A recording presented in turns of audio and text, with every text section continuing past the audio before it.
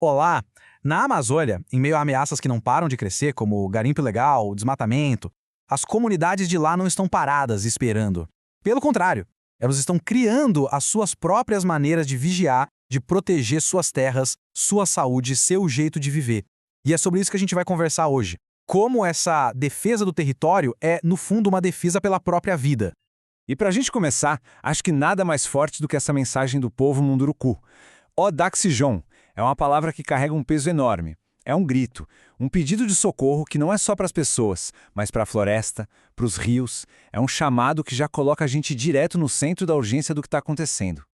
Bom, e toda a nossa análise aqui parte de uma fonte muito rica, o caderno de trabalho chamado Monitoramento Territorial Independente e Vigilância Popular em Saúde. É uma publicação super importante da Fundação Getúlio Vargas, organizada por Tainá Holanda Caldeira Batista, Kena Chaves, Fernando Ferreira Carneiro e Vanessa Purinã. Ela reúne as vozes e os dados que vêm direto de quem está nessa linha de frente.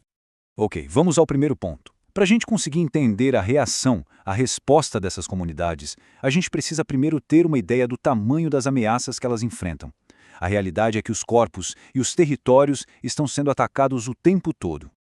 E esse cenário tem causas vetores muito claros, né? A gente está falando do garimpo ilegal, da expansão do agronegócio, dos incêndios que são criminosos e, claro, dos eventos climáticos cada vez mais extremos.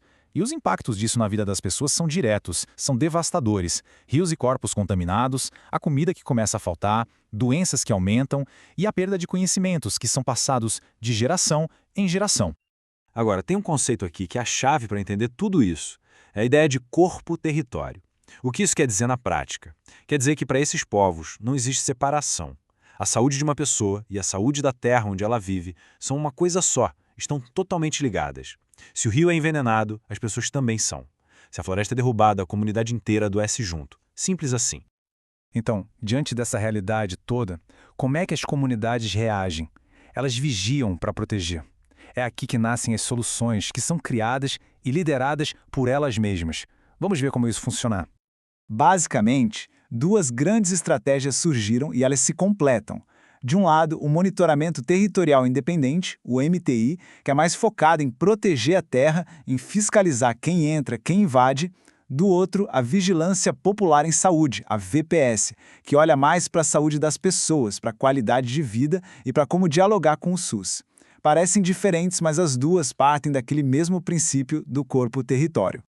E é muito importante a gente saber que esse trabalho não acontece sozinho. A publicação que a gente está usando como base, por exemplo, é resultado de uma parceria muito poderosa. Ela une a academia com a FGV e a Fiocruz, a saúde pública com a Abrasco e, o que é fundamental, a própria representação indígena, com a COIAP, que é a Coordenação das Organizações Indígenas da Amazônia Brasileira.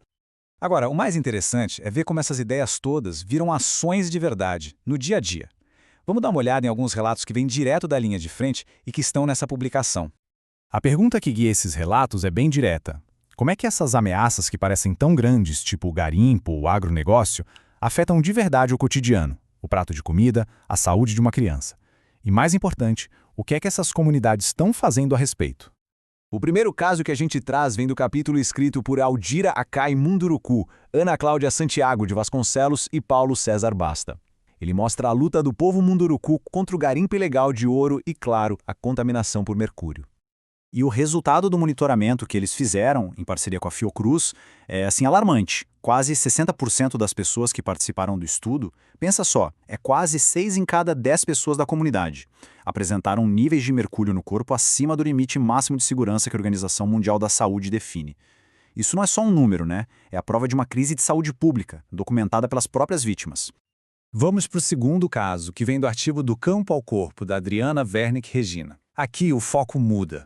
A gente sai do mercúrio para falar do impacto dos agrotóxicos usados nas enormes plantações de algodão, que acabam afetando vários povos indígenas na bacia do Juruena, lá no Mato Grosso.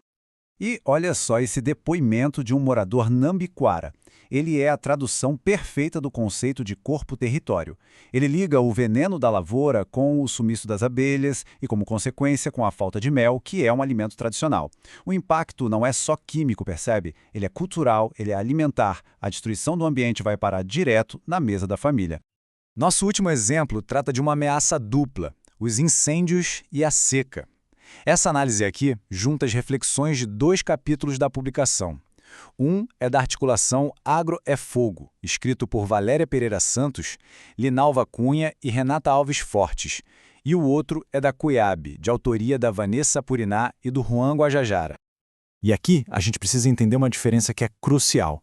De um lado, existe o fogo manejado, que é uma prática antiga, sustentável, controlada, que eles usam para a agricultura tradicional. Do outro lado, existe o fogo criminoso, que é usado como uma arma pelo agronegócio para desmatar, para grilar terras e que causa uma destruição gigantesca. É muito importante entender que uma coisa não tem nada a ver com a outra. E os dados que a própria Coab monitora mostram o tamanho dessa tragédia.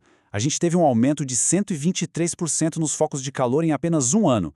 Esse número, que foi brutalmente piorado pela seca extrema, mostra como as ameaças vão se somando, vão se potencializando e criando uma crise ambiental e humana sem tamanho.